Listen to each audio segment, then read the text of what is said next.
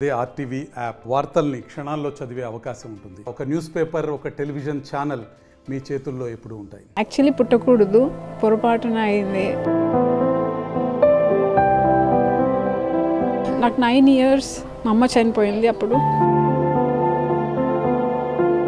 మా నాన్న చనిపోయారు in 2015. Then my whole world changed. దుబాయ్లో యాక్చువల్లీ మా ఈవెంట్ జరుగుతుంది. అప్పుడు నాకు న్యూస్ వచ్చింది నాన్న చనిపోయారని.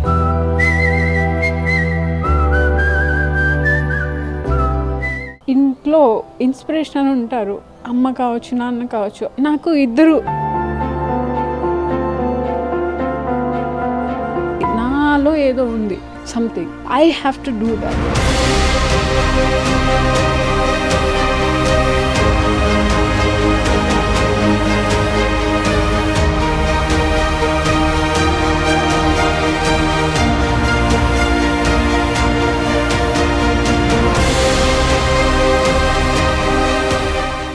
I want to become a mountaineer.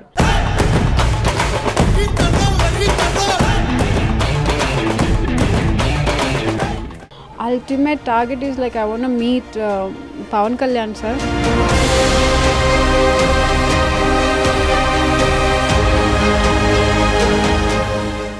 Anantapuram పట్టణంలోని కళ్యాణదుర్గం రోడ్లో విద్యారణ్య నగర్లో మనం ఉన్నాం. ఇక్కడ చూడవచ్చు, ఇక్కడ ఒక ఇంటిలో ఉన్నటువంటి ఒక అమ్మాయి తన ఎక్స్పెరిమెంట్స్, ఎస్పెషల్లీ తన జీవితాన్ని పణంగా పెట్టి కూడా ట్రెక్కింగ్ అండ్ సైక్లింగ్లో దాదాపు 37 దేశాలను కలియ తిరిగినటువంటి పరిస్థితి. ఆమె నివాసం ఉంటున్న ఇంటి దగ్గర ఉన్న మనం చూడవచ్చు. ఆమె ఈ పరిస్థితుల్ని ఎదుర్కొంటూ ఒకవైపు తన తల్లి చిన్నప్పుడే చనిపోగా తండ్రి 15 ఏళ్ల వయసులో తండ్రి చనిపోయినటువంటి నేపథ్యం, తండ్రి జాఫర్ ఖాన్ ఉన్నప్పుడే ఆమెకి ఒక మోటివేషన్ ఇచ్చినటువంటి నేపథ్యంలో ఆమె ట్రెక్కింగ్లోను అందులో సైక్లింగ్లోను ముందుకెళ్తూ దాదాపు 37 దేశాలు కలియ తిరిగినటువంటి పరిస్థితి. ఇటువంటి పరిస్థితుల్లో మరి ఆమె ఏం చెప్తుంది, అసలు ఎందుకు ఇంత పెద్ద ఎత్తున నిర్ణయం తీసుకోవాల్సిన అవసరం వచ్చింది, అందులోనూ ఇటువంటి దీని వెనక అసలు కాదా ఏంటి, అందులో నెక్స్ట్ ఏం చేయబోతుంది, ఆమె ప్లాన్స్ ఏంటి, ఎలా ముందుకెళ్ళబోతుంది. ఎందుకంటే ప్రతి ఒక్కరూ ఇప్పుడు అన్ని అనుకూలంగా ఉన్నటువంటి విద్యార్థులు మాకు తల్లిదండ్రులు ఏమీ చేయలేదు అని చెప్పేసి చెప్తున్నటువంటి నేపథ్యంలో తనకు ఎటువంటి అవకాశాలు లేని సమయంలో కూడా అమ్మాయి అయ్యింది కూడా ఒంటరి పోరాటం చేస్తూ ఒకవైపు ఆర్థిక సమస్యలు అన్నిటినీ అధిగమిస్తూ ముందుకెళ్ళినటువంటి సమీరా ఖాన్ మనతో ఉన్నారు. ఏం చెప్తారు ఆమె మాటలో వినే ప్రయత్నం చేద్దాం. మేడం, ఏంటి మీ మొట్టమొదటిగా ఈ రకంగా ముందుకెళ్ళడానికి ప్రధాన కారణం? Hi viewers, I'm Sameera Khan. నేను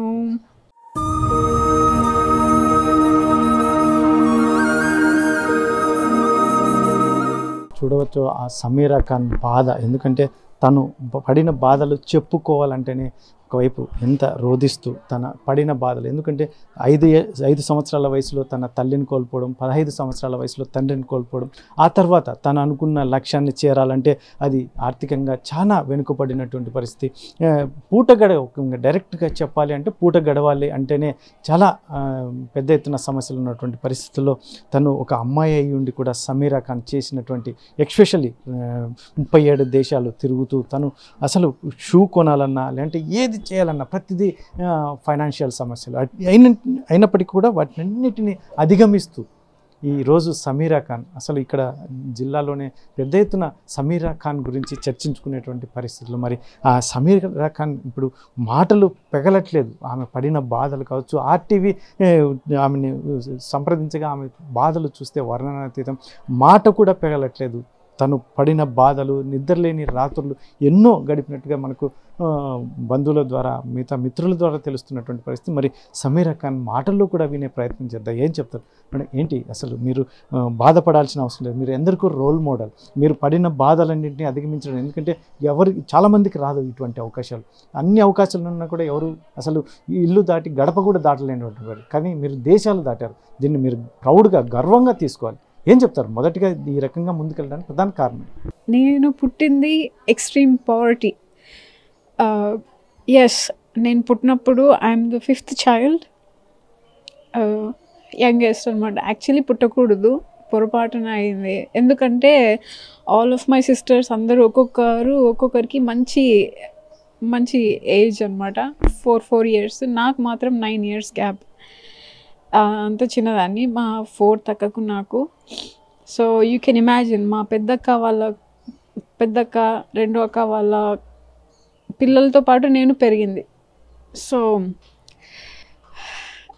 కొన్ని చూస్ చేసుకోవాల్సి వస్తుంది. బికాస్ ఎందుకంటే ఇంట్లో ఇన్స్పిరేషన్ అని ఉంటారు, అమ్మ కావచ్చు, నాన్న కావచ్చు. నాకు ఇద్దరు. మా అమ్మ చెప్పేది, నాకు నీ మీద చాలా నమ్మకం, నువ్వు మంచి పేరు తెచ్చుకుంటావు, well disciplined girl, one of the among the entire family అని చెప్పేది నాకు.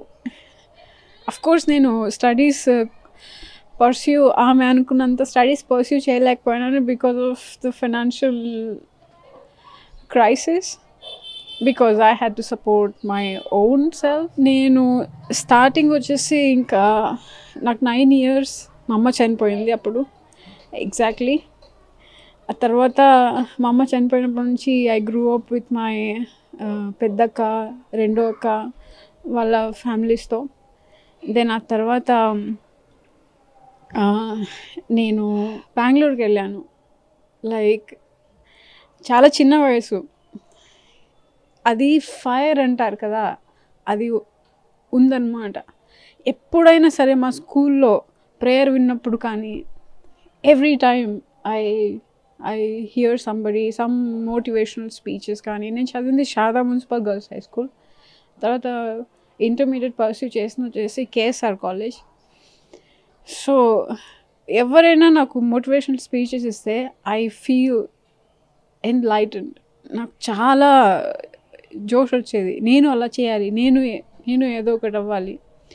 సో వెతుక్కుంటూ of course I had to support my father because he was old. ఆయన అక్క వాళ్ళ పెళ్ళి అయిపోయిన తర్వాత he was retired. So I took that on me, I was taking care of him. Then ఆ తర్వాత నేను బెంగళూరులో కాల్ సెంటర్లో ఫస్ట్ జాబ్ స్టార్ట్ చేశాను. ఐ వాజ్ యంగెస్ట్ కిడ్ అని చెప్పాలి. దెన్ ఆ తర్వాత within an year I became voice and accent trainer because నాకు ముందు నుంచి లాంగ్వేజెస్లో చాలా మంచి గ్రిప్ ఉంది. Like I have that aptitude, దాన్ని ఏమంటారు తెలుగులో, యాప్టిట్యూడ్ అనమాట. Skill and aptitude, there are 2 types where a child can have. So I have that. So నేను మంచిగా పికప్ చేశాను.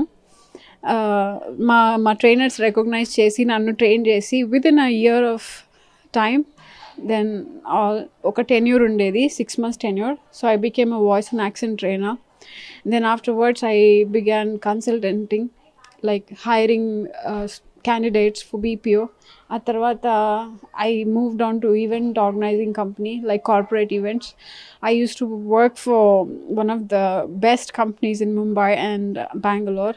ఆ తర్వాత దాని ద్వారా నేను అబ్రాడ్ వెళ్ళడం స్టార్ట్ అయిందన్నమాట, event organising company. That's where I began. Especially మీకు, ఎందుకంటే మీరు ఒకవైపు మీకు ఆర్థిక సమస్యలు, ఫ్యామిలీ సమస్యలు, ఇటువంటివన్నిటిని మీకు ఈ లైన్ ఎందుకు, ఎస్పెషల్లీ ట్రెక్కింగ్, సైక్లింగ్, ఎలా అది చేయాలని అనుకున్నారు? అది స్టార్ట్ అయింది, మా నాన్న చనిపోయారు ఇన్ 2015.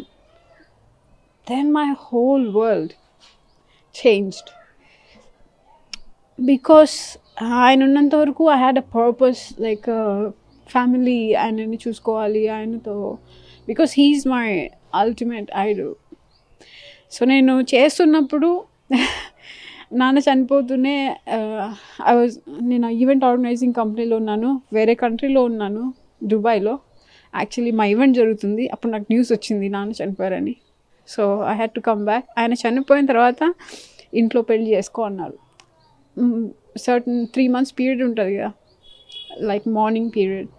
సో చేసుకోన్నారు, నేను ఓకే చెప్పాను. దెన్ ఐ డిసైడెడ్ లైక్ ఎట్లో అందరికీ ఫ్యామిలీస్ ఉన్నాయి, then I would probably need to settle down అని అనిపించింది. సరే అని చెప్పి, బట్ నేను ట్రావెల్ నాకు ముందు నుంచి ఇష్టం. సో నేను ఒక సోలో ట్రిప్ తీసుకున్నా. నేను ఎప్పుడు వెళ్ళేదాన్ని like once a year Ajmer అలా పిల్గ్రిమ్స్కి వెళ్ళేదాన్ని అలోన్.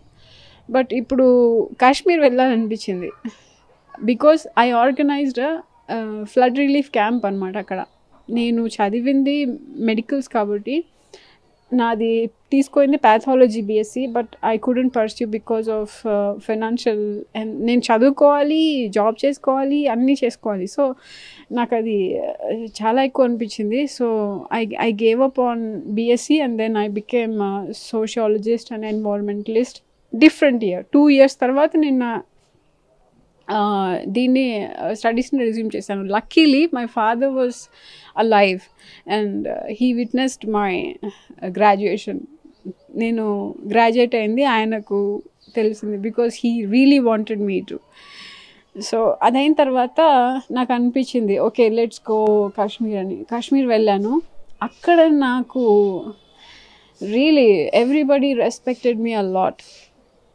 అప్పుడు చేసింది మా కోసము, ఇప్పుడు మరీ వచ్చింది. So they treated me as a guest, like some kind of అంటారు కదా బంధువుల్లో వచ్చే దేవుడు ఉంటాడని. సో అట్లా నాకు ట్రీట్మెంట్ దొరికింది. నేను అప్పుడు నాకు అనిపించింది నాలో ఏదో ఉంది, something I have to do that.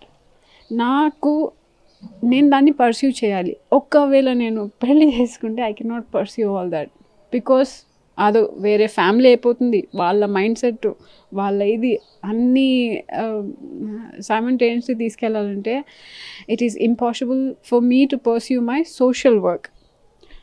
Especially ఎందుకంటే మీరు దాదాపు ఇన్ని సమస్యలను అధిగమిస్తూనే దాదాపు 37 కంట్రీస్ తిరిగారని చెప్పి, ఎస్పెషల్ ఎలా ఉంది ఆ ఫీలింగ్, ఎలా ఉంది మీకు సపోర్ట్ ఎలా ఉంది? ఎస్పెషల్లీ ఎందుకంటే ఒక అమ్మాయి అండి ఇన్ని దేశాలు తిరగడం ఎలా సాధ్యం అసలు? ఎందుకంటే మీ పట్టుదలే ఇంత పెద్ద ఎత్తున ఇన్ని కంట్రీలు, ట్రెక్కింగ్ ఒకవైపు, సైక్లింగ్ ఒకవైపు, ఇవన్నీ చేస్తూ వెళ్తున్నారు. దీని మీద ఏం చెప్తారు? ఇప్పుడున్న యువత ఇటువంటి కాకుండా ఎక్కువ యాంటీ ఆలోచనలు దీనితోనే ముందుకెళ్తున్నారు. వారికి కూడా ఏం చెప్తారు? Pursue your passion. మీకు ఏదైనా సరే ప్యాషన్ ఉంది అంటే, యూ లైక్ సైక్లింగ్ అనుకోండి. నాకు ఎప్పుడు చిన్నప్పటి నుంచి ఇక్కడ ఇంటి నుంచి స్కూల్కి, స్కూల్ నుంచి ట్యూషన్కి మొత్తం సైకిల్.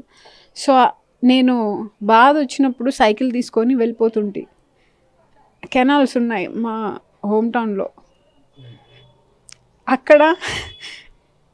అక్కడ కూర్చొని ఎక్స్ప్రెస్ చేస్తుంటే ఒంటరిగా ఐ యూస్ టు అనలైజ్, ఇప్పుడు నేను ఇలా ఉన్నా, నేనేం చేయాలి, నేను ముందుకు వెళ్ళాలంటే ఏం చేయాలి, ఎక్కడ నుంచి నేను స్టార్ట్ అవ్వాలి. సో అది ఒక జర్నీ అనేది విదిన్ యువర్ సెల్ఫ్ అనేది you will start only when you analyse who you are. మీరు ఎవరు అనేది మీరు రికగ్నైజ్ చేస్తేనే మీకు ఒక ప్యాషన్ని పర్స్యూట్ చేసే ఎబిలిటీ వస్తుంది. ఎబిలిటీ రావాలి అంటే you need to understand what is your passion, who you are, what you can do. So ఆ జర్నీ నేను స్టార్ట్ చేసింది వచ్చేసి మా నాన్న చనిపోయిన తర్వాత ఇక్కడ వెళ్ళాను. కాశ్మీర్ వెళ్ళి వచ్చిన తర్వాత సైక్లింగ్ స్టార్ట్ చేశాను. ఎలా అంటే అఫ్కోర్స్ ఈవెంట్ ఆర్గనైజింగ్ కంపెనీలో నేను I earn quite a bit of money. నేను ఎర్న్ చేశాను. అది మా నాన్న అకౌంట్లో ఉండడం వల్ల కొంచెం ఎక్కువ వచ్చింది, సీనియర్ అకౌంట్ కాబట్టి. So I took all that money. అందరూ పెళ్ళి చేసుకోను లేకపోతే ఇల్లు తీసుకోను అంటారు, బట్ నేను I withdraw all my money. నా అర్నింగ్స్ నేను విత్డ్రా చేసుకున్నా, అంతే. వెళ్ళాను, స్టార్ట్ చేశాను థాయిలాండ్ నుంచి. ఫస్ట్ హిమాలయాస్లో ఆల్రెడీ కాశ్మీర్ అయిపోయింది, ఉత్తరాఖండ్ అయిపోయింది, అండ్ దెన్ నేను స్టార్ట్ చేశాను Thailand. Because south east Asia వచ్చేసి కంట్రీస్ పక్కపక్కనే ఉన్నందువల్ల ఐ కుడ్ సైకిల్ ఈజీలీ. ఒక్కసారి అప్లై చేసుకోవడం. సైక్లింగే ఎందుకు చేశానంటే because I can save money first, and I can also meet other communities అనమాట.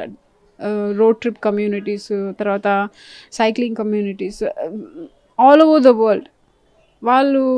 వాళ్ళ ఎక్స్ప్లోజర్ మన ఎక్స్ప్లోజర్ చాలా డిఫరెన్స్. నేను అబ్జర్వ్ చేసింది ఏమంటే ప్రతి ఒక్క కంట్రీలోనూ ఒకటే అబ్జర్వ్ చేసింది, మన కంట్రీలో ఉన్నంత డిస్క్రిమినేషన్ వేరే కంట్రీలో లేదు. అమ్మాయి అనే డిస్క్రిమినేషన్ మన కంట్రీలోనే ఎక్కువ ఉంది, ఇప్పటికి కూడా ఉంది. I'm so ashamed to say that. ఇప్పటికి కూడా చాలా ఎక్కువ ఉంది. ఏ విమెన్ అయినా కానీ, ఏ అమ్మాయి అయినా కానీ డిస్క్రిమినేషన్ చాలా ఎక్కువ ఉంది. సెక్షువల్ హరాస్మెంట్ కానీ అన్నీ మన కంట్రీలోనే బాగా ఉన్నాయి, వేరే కంట్రీస్లో చాలా తక్కువ ఉన్నాయి. అది ఎందుకు అని నన్ను నేనే ప్రశ్నించుకుంటాను. మీరు కూడా కొంచెం ఆలోచించండి దాని గురించి. ఏం చెప్తారు మీ ఎక్స్ప్రెషన్? ఎందుకంటే మీ లైఫ్ గోల్ ఏంటి, ఏం చేయాలనుకుంటున్నారు? ఎందుకంటే మీ ఆర్థిక పరిస్థితి ఏదైనా ముందుకెళ్ళాలి, మీరు ఇంకా మరిన్ని ఈవెంట్స్ ఏదైనా పాల్గొనాలి, అచీవ్మెంట్స్ రీచ్ అవ్వాలి అంటే మీ ప్లాన్స్ ఏంటి? ఇందాక ఇప్పటిదాకా నేను చేసింది ఓవర్ 35 కంట్రీస్లో సైక్లింగ్ చేశాను. ఎక్కడ పోయినా కూడా సైకిల్ తీసుకుంటాను, అక్కడ ట్రావెల్ చేస్తాను. 1 month 1 country 1 lakh, that's how I spend. And expeditions వచ్చేసి ఫస్ట్ నేను స్టార్ట్ చేసింది ఉత్తరాఖండ్, కాశ్మీర్, అరుణాచల్ ప్రదేశ్, భూటాన్, సిక్కిం.